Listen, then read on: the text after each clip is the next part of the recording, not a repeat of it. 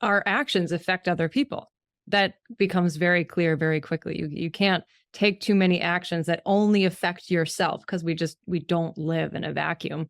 And it exists already out in nature. Like, look at almost every ecosystem. All organisms, they rely on each other in various ways. They have these complex relationships that they need to survive. Like look at flowers and pollinators, things like that.